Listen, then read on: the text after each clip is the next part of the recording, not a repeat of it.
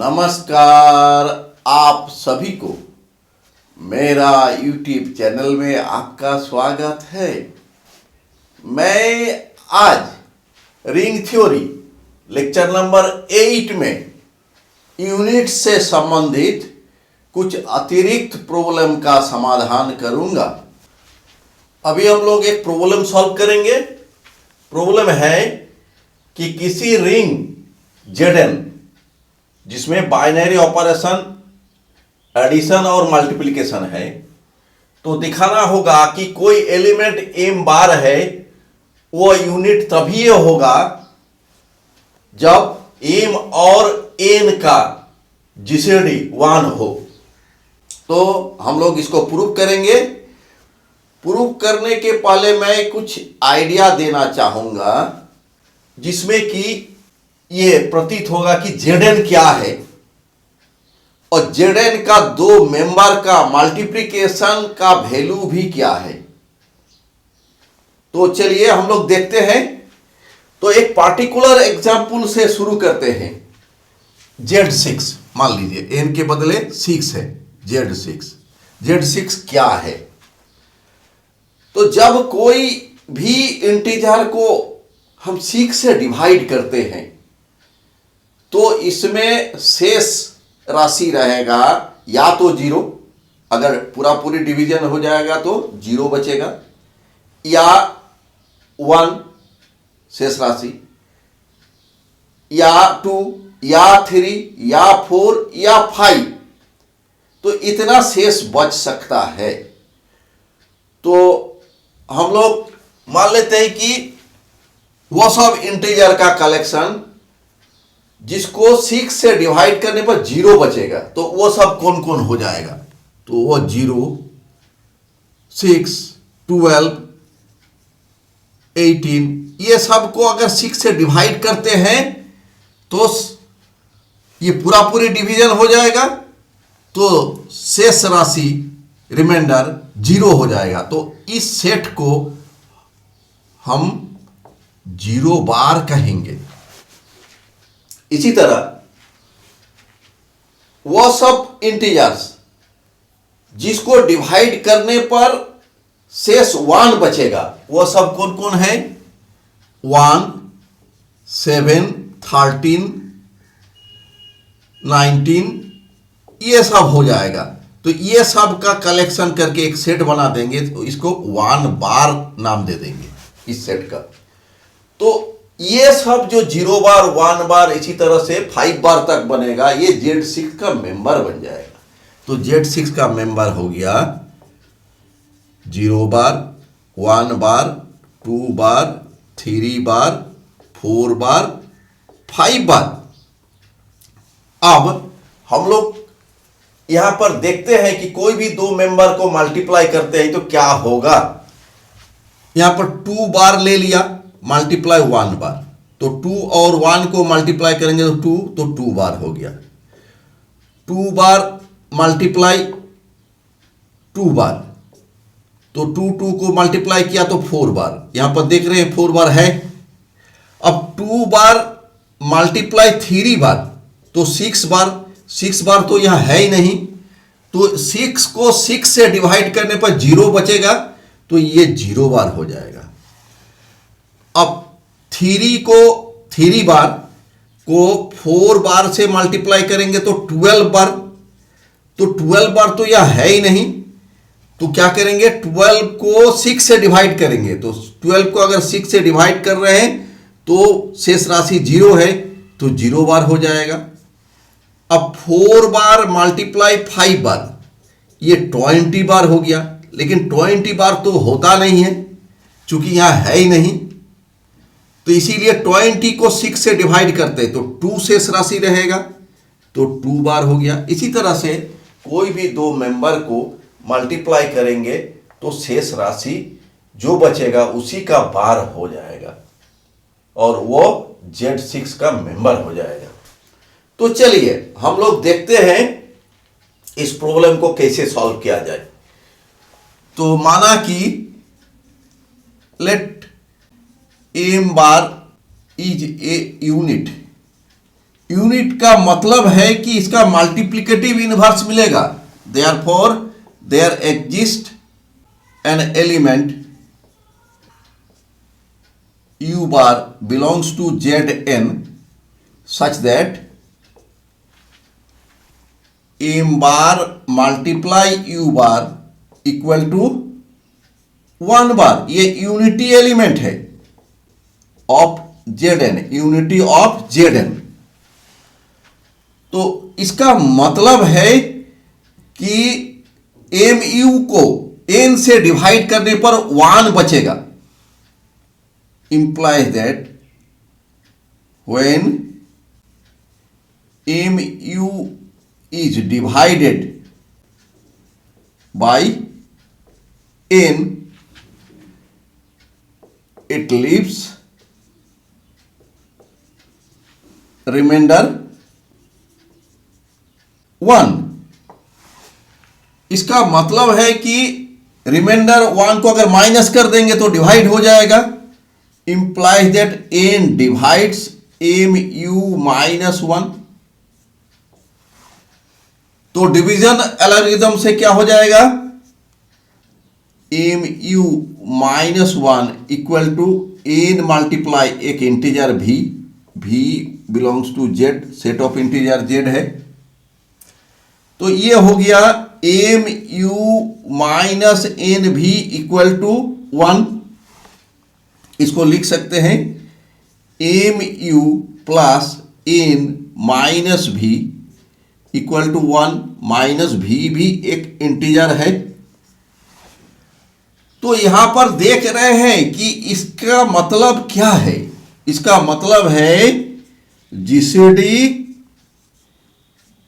m और n का 1 होगा। तो ये हो गया। तो फर्स्ट पार्ट प्रूव्ड।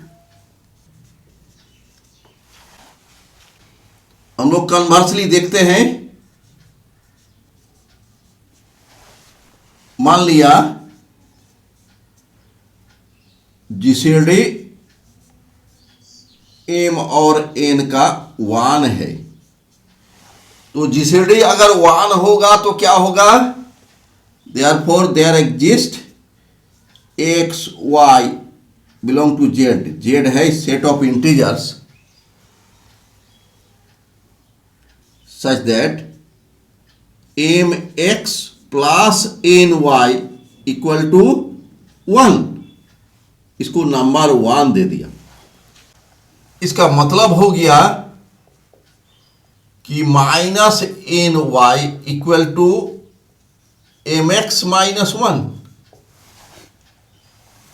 इसको ठीक से लिख रहे हैं n minus Y equal to mx minus 1। Minus Y एक इंटीजर है।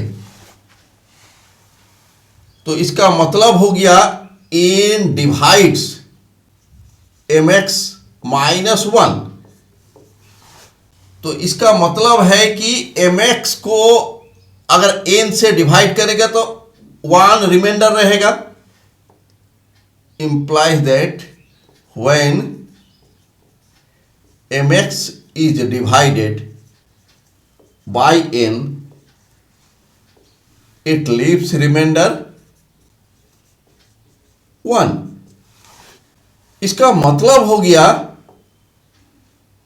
mx is congruent to 1 modulo n। इसका मतलब होता है अगर हम mx को n से डिवाइड करते हैं तो 1 रिमाइंडर रहता है। तो इसको हम लोग 2 दे देते हैं। तो मान लिया कि x को अगर हम n से डिवाइड करते हैं तो रिमाइंडर r है, लेट मोडुलो n। इसका मतलब है x को n से डिवाइड करते हैं तो रिमाइंडर r है। implies that mx congruent to mr modulo n। हम लोग m से मल्टीप्लाई किया तभी ये मल्टीप्लाई कर सकते हैं, चूंकि जीसीडी m और n का 1 है, इसीलिए हम लोग मल्टीप्लाई कर सका यहां पर। इसको फिर लिखते हैं M R is congruent to M X modulo n। इसको नंबर 3 नाम दे दिया। यहां पर देख रहे हैं कि M R congruent M X modulo n, यहां पर M X congruent 1 modulo n। तो 3 और 2 से, from 3 and 2 we get mr is congruent to 1 modulo n। इसका मतलब क्या है? इसका मतलब है कि जब एम आर को n से डिवाइड करते हैं तो 1 बचता है शेष राशि। तो हम लोग इसको दिखाए थे कि इसका मतलब है M bar multiply R bar equal to 1 bar. तो इसे साबित हो गया ये यूनिटी एलिमेंट है।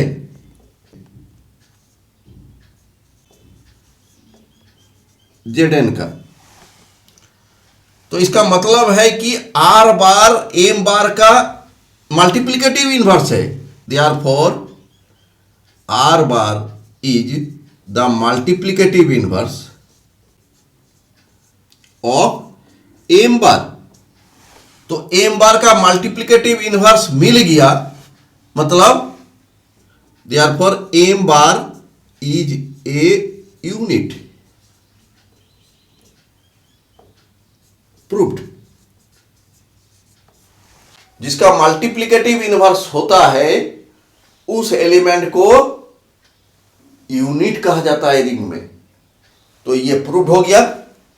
अभी हम लोग नेक्स्ट प्रॉब्लम सॉल्व करेंगे। नेक्स्ट प्रॉब्लम है कि आर एक फाइनाइट रिंग है जिसमें कि नो डिवीजर ऑफ जीरो रहता है। तो प्रूव करना होगा कि हर नॉन जीरो एलिमेंट यूनिट होगी। तो हम लोग सॉल्यूशन कर रहे हैं। मान लिया कि आर एक फाइनाइट रिंग है जिसमें n+1 एलिमेंट्स है। वो एलिमेंट्स कैसा है?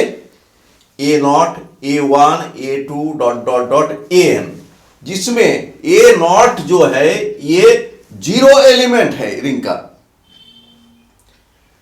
फिर भी दिया हुआ है कि ये ring no divisor of zero को रखता है। हम लोग जानते हैं कि अगर कोई फाइनाइट रिंग है उसमें नो डिवीजर ऑफ जीरो है तो वो रिंग जरूर यूनिटी एलिमेंट को रखेगा। ये हम लोग ऑलरेडी प्रूव कर चुके थे पहला वीडियो में।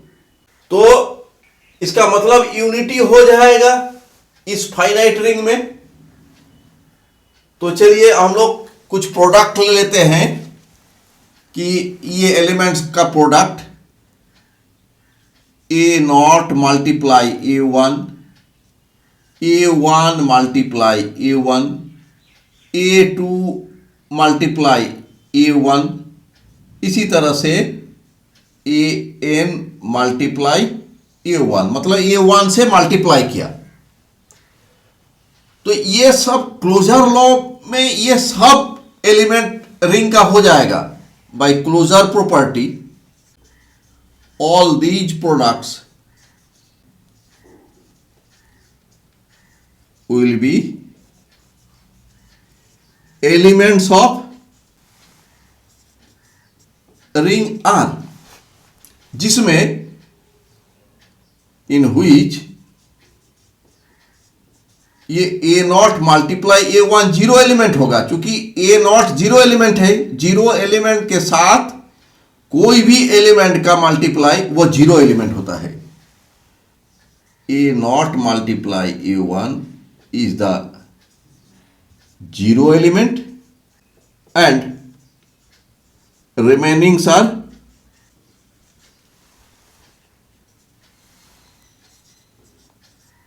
Non zero element. क्योंकि रिमेनिंग जो जितना है ये सब दो नॉन जीरो एलिमेंट का मल्टीप्लिकेशन है। तो नो डिवीजन ऑफ जीरो जो यहां पर कहा गया है, इसका मतलब है कि ये सब जीरो एलिमेंट नहीं हो सकता है, ये सब नॉन जीरो एलिमेंट होगा। बाकी सब मान लिया कि let A I multiply A one equal to A J multiply A one, तो ये होने से क्या हो जाएगा, A I minus A J multiply A one equal to zero element. चूंकि A one non zero element है, इसका मतलब है, और नो डिवीजर ऑफ जीरो है, तो ए आई माइनस ए जे ये जीरो एलिमेंट हो गया। मतलब ए आई इक्वल टू ए जे हो गया। इसका मतलब है therefore a one multiply A one, a two multiply A one dot dot dot a n multiply A one are all n distinct elements. मतलब एन अलग अलग एलिमेंट है ऑफ रिंग आर का। यहां पर देख रहे हैं कि ये सब अलग अलग डिस्टिंक्ट एलिमेंट्स हो गया, अलग अलग एलिमेंट्स हो गया, लेकिन यहां पर यूनिटी रहता है, तो कोई इसमें से यूनिटी एलिमेंट होगा। Since R contains unity, therefore one of a1 multiply a1, a2 multiply a1 dot dot dot dot dot dot an multiply a1 will be unity. Let ap multiply a1 equal to unity. इसको number one ले लिया। Similarly by taking products a one multiply a naught, a one multiply A one, a one multiply a two dot dot dot dot a one multiply a n. इसमें left side में a one को multiply किया, हम लोग दिखा सकते हैं कि A one multiply A Q equal to unity, ये नंबर 2 हो गया। अभी हम लोग लेते हैं A P multiply A one multiply A Q, तो एसोसिएटिव लॉ लगा देते हैं। तो A P multiply A one multiply A Q, अब लेफ्ट साइड में A P multiply A one unity है, मल्टीप्लाई ए क्यू, यहां पर A P multiply A one multiply A Q, ये यूनिटी है ए वन और 2 से यूजिंग